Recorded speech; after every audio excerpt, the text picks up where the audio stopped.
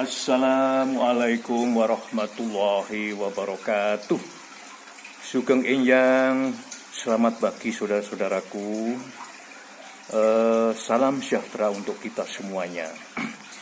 Sahabat Urus Rusman, apa kabar? Sehat-sehat selalu kan? Saudaraku, di dalam hidup ini seringkali kita dihadapkan pada satu persoalan di mana kenyataan tidak selalu sambung dengan harapan kita. Artinya yang menjadi harapan kita belum tentu selalu berhasil. Kalaulah itu yang terjadi, maka salah satu filosofis dari leluhur kita menyatakan ojo kagetan, ojo gumunan, ojo dumeh. Jangan terlalu terkejut apabila suatu saat cita-cita kita sementara belum tercapai. Jangan terlalu kagum apabila ada orang lain yang mampu meraih suatu cita-citanya. Dan jangan juga lalu membanggakan diri apabila suatu saat kita berhasil mencapai apa yang kita cita-citakan. Di dalam surat Al-An'am ayat 32, Allah Subhanahu wa Ta'ala bahkan memberikan bahasa yang berbeda, yakni Allah berfirman bahwa sesungguhnya kehidupan ini adalah sebuah permainan dan senda guru belaka, dan kampung akhirat adalah kampung yang abadi untuk kita. Dan tiadalah kehidupan dunia ini selain dari main-main dan senda gurau belaka. Dan sungguh kampung akhirat itu lebih baik bagi orang-orang yang bertakwa. Maka tidakkah kamu memahaminya? Senda gurau, coba bayangkan. Allah sendiri mengatakan hidup ini hanyalah senda gurau belaka.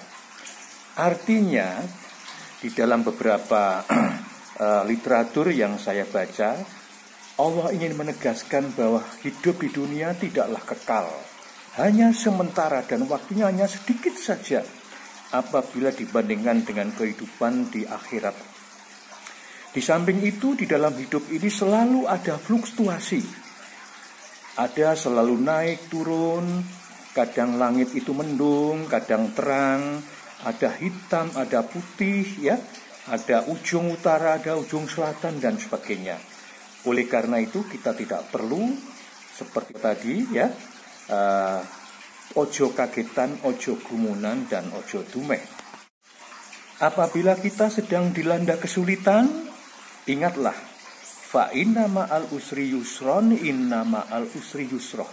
Artinya setelah ada kesulitan pasti akan ada kemudahan. Ini janji Allah. Surat Al-Insyirah ayat 5 dan ayat 6. Nah, dulur-dulur sahabat Urus Rusman, untuk melengkapi apa yang menjadi kisah atau uraian saya tadi, kesempatan ini saya akan bercerita tentang bagaimana gigihnya seseorang di dalam mencapai cita-citanya. Ini terutama untuk para generasi muda yang masih panjang, ya, langkah-langkahnya.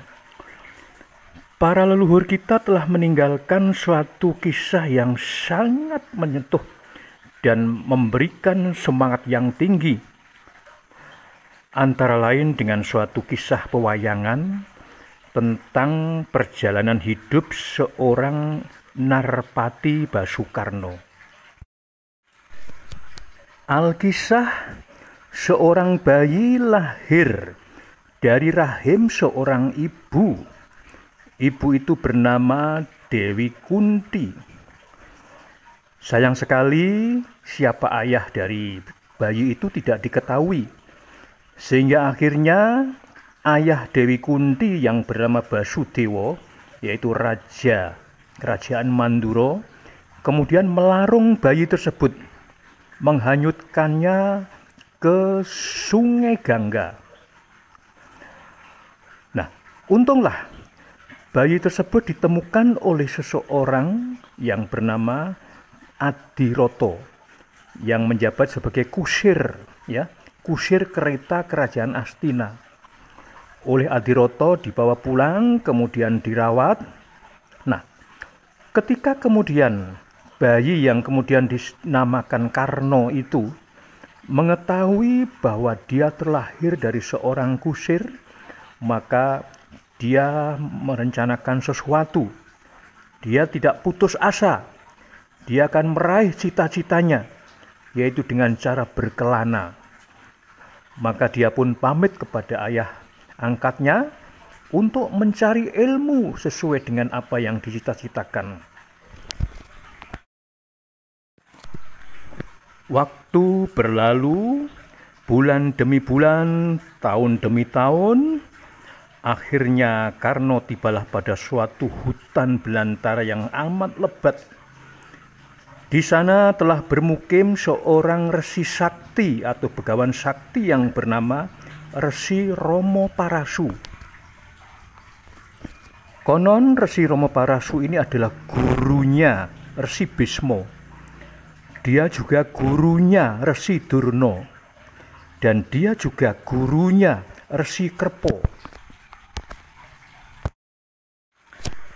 Ketika Karno kemudian menyatakan diri ingin menjadi murid dari Resi Romo Parasu, maka Resi yang amat sakti dan amat tua itu menolak dengan keras. Karena ia sangat membenci kesatria. Ia hanya ingin mau menerima murid yang merupakan seorang resi atau seorang begawan.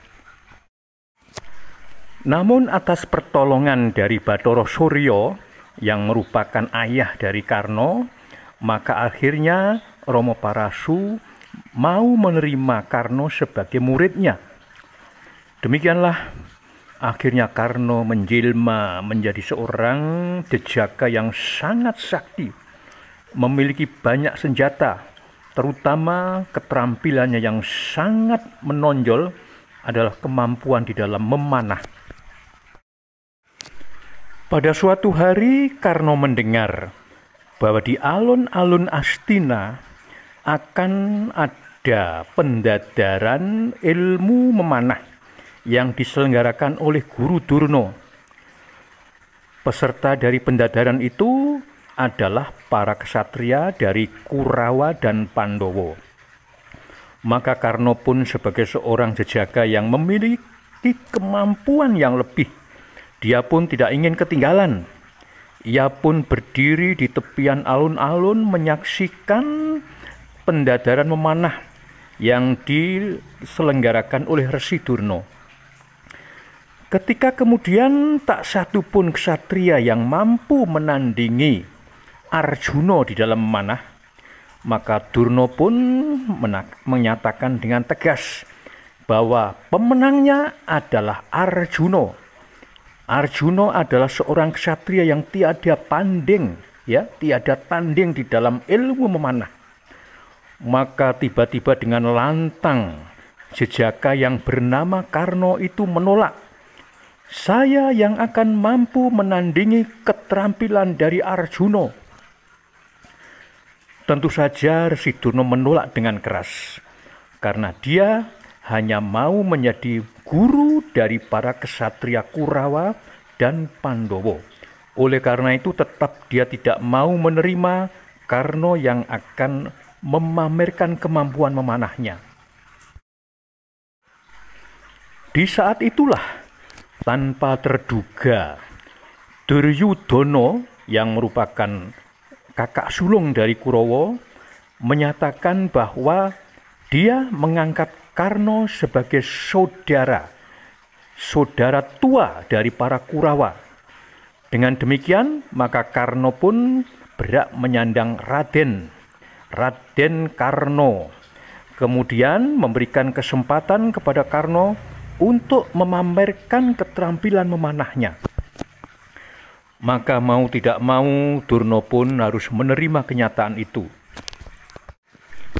Ketika kemudian diberikan kesempatan kepada Karno untuk memamerkan kemampuan memanahnya, maka ternyata memang terbukti bahwa Karna keterampilan memanahnya tidak kalah dengan Arjuna. Maka bersorak-soraklah Kurawa, sangat bangga dengan Karna dan sangat mencintai Karna untuk dikukuhkan sebagai saudara tua dari Kurawa. Nah, tahun demi tahun telah berlalu dan suatu saat di Astina diadakan pelantikan Raden Duryudana sebagai seorang raja muda. Di saat itu terjadi satu pemberontakan. Jadi ada Raja Awangga yang bernama Kalarupa menyatakan keluar dari kerajaan Astina dan berniat untuk mandiri sebagai suatu kerajaan yang tidak di bawah Astina. Saat itulah Raden Karna menyatakan diri sebagai pahlawan dan sanggup menumpas krida dari Prabu Kalarupa. Maka tak ampun lagi kecintaan Prabu Duryudana dan adik-adiknya terhadap Raden Karna semakin melekat. Bahkan oleh Raden Duryudana, Raden Karna justru diangkat sebagai Adipati Awangga, menggantikan Prabu Kalarupa yang telah tewas di tangan Karna. Nah, itulah saudara-saudaraku, fa inna ma'al usri yusron, inna ma'al usri yusroh. Perjuangan Raden Karna yang merupakan rakyat jelata dari grassroots ya, sangat bawah, hingga mampu menduduki jabatan sebagai seorang adipati. Nah, sahabat muda khususnya, ayo siapa yang ingin tampil meraih cita-cita, berjuang seperti halnya Raden Karna? Saudara-saudaraku, untuk lebih meneguhkan semangat dalam meraih cita-cita, khususnya untuk kaum muda, silahkan didengarkan dan dinikmati lagu dari Ebit GAD yang berjudul Aku Ingin Pulang. Ingin pulang artinya pulang kepada jati diri sebagai kaum muda yang penuh semangat dalam meraih cita-cita. Silahkan lagunya diklik pada kata selengkapnya di bawah video. Kemudian nanti setelah ada link video di dalam deskripsi, ya deskripsinya, lalu diklik video YouTube-nya. Demikian, terima kasih. Sampai jumpa di lain kesempatan. Jaga diri baik-baik. Wassalamualaikum warahmatullahi wabarakatuh.